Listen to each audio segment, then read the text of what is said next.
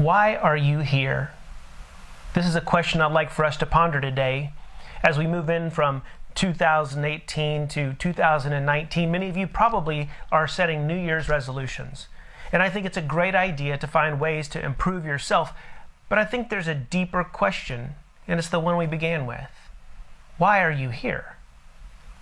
It goes beyond the typical purpose question of what is my purpose in this life, or it goes maybe even deeper than what is the meaning of life. Because at the end of the day, it's really more about why you do the things you do. You see, this life that we have is but one. And we are totally enculturated so often with so many different things being shoved down our throat, the voices in our heads coming from all over the place. We are bombarded by ads as we drive down the road. We're bombarded by radio ads.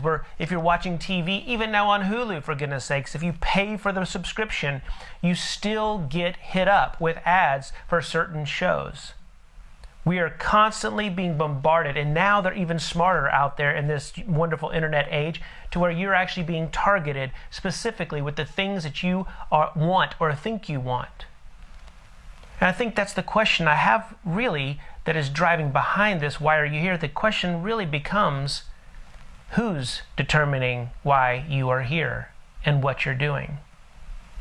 This is something that in my life has been profoundly a search, if you will.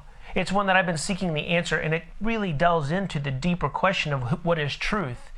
And it's not just this one truth that we often hear about from many different religious segments or political sides, or even, for that matter, even for the businesses that we serve.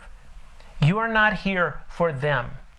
You exist specifically with purpose. And your why are you here is determined primarily based upon your inner workings. That thing that when you think about, if I could do anything on this planet, if I had all the resources in this world, what would you be doing?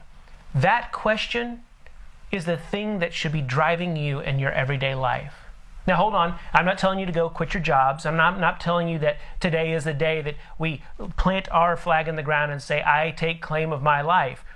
This is a process.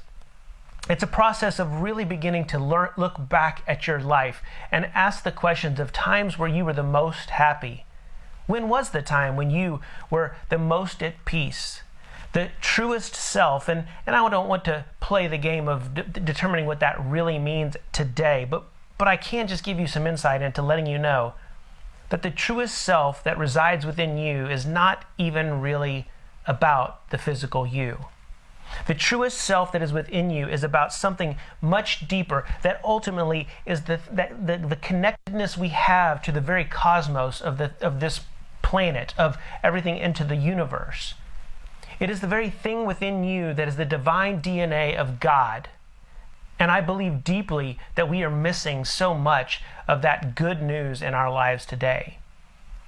When we're constantly being bombarded saying that we are not enough, we live into a false reality of who we are. And we are constantly putting on makeup and clothes in order to decorate the outside of something that is inside completely dying and decaying within us.